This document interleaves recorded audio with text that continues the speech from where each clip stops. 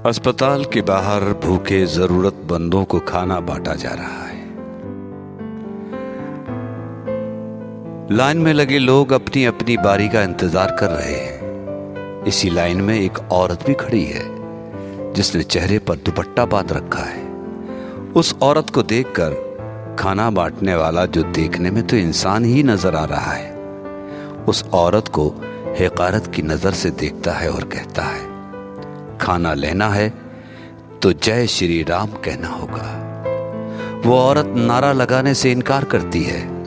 इस बात पर दोनों में खूब बहस होती है। इस बहस को किसी ने रिकॉर्ड किया और वीडियो वायरल हो गया।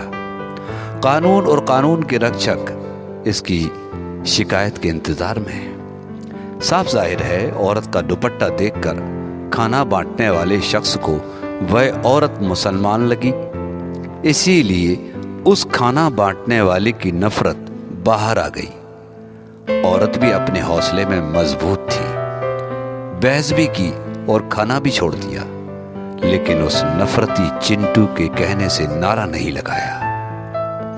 इस मामले में दो किरदार हैं, एक खाना बांटने वाला, दूसरी नकाब पहने हुए वो औरत।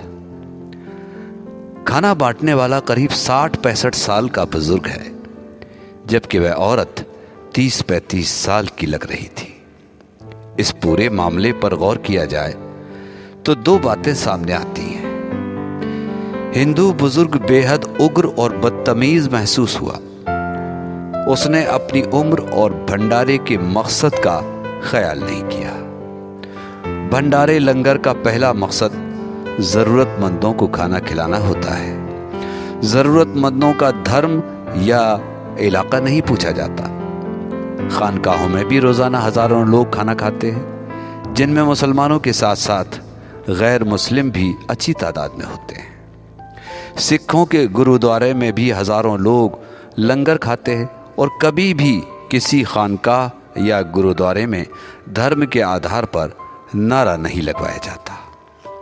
मगर इस वक्त हिंदू समाज के एक बड़े हिस्से में दूसरे धर्मों, खासतौर से इस्लाम से इतनी नफरत भर दी गई है कि 8 साल का बच्चा हो या 60 साल का बुजुर्ग, कोई भी नफरत दिखाने का मौका नहीं छोड़ता।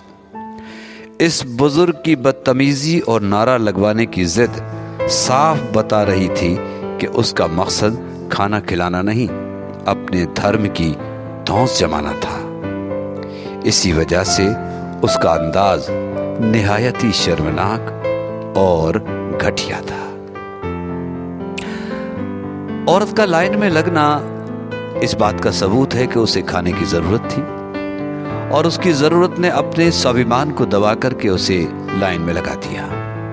लेकिन फिर भी उस महिला की हिम्मत और मानसिक मजबूती की तारीफ करनी होगी कि जब खाने के बदले उसके ईमान को चोट पहुंचाने की कोशिश की गई तो उसकी खुददारी जाग गई। उसने बहादुरी के साथ उस नफरती चिंटू को करारा जवाब दिया और अपनी गरिमा को बनाए रखने के लिए खाने को ठुकरा दिया।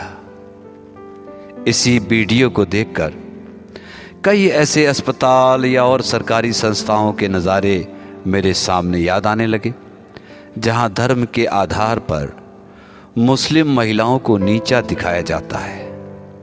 कई चैरिटी संस्थान जहां मुस्लिम महिलाओं की मजबूरी का फ़ायदा उठाया जाता है।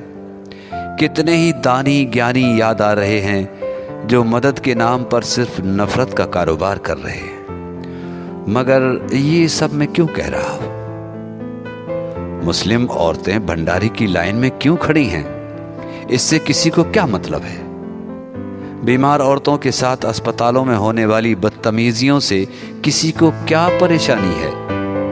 मामूली कर्ज के बदले मुस्लिम महिलाओं की इज्जत का सौदा होने से किसी को क्या मतलब है? इसीलिए बाहर निकलने वाली नकाब पोश महिलाएं हों या घर में रहकर पर्दे का एहतमाम करने वाली महिलाएं हों, दोनों खुलेआम इसी तरह बेइज्जत की जाती रहेंगी और हम लोग अपनी वही पुरानी चाल में मस्त रहेंगे। ना हो एहसास तो सारा जहान है बेहिस और मुर्दा। गुदाज दिल हो तो दुखती रगें मिलती हैं पत्थर में।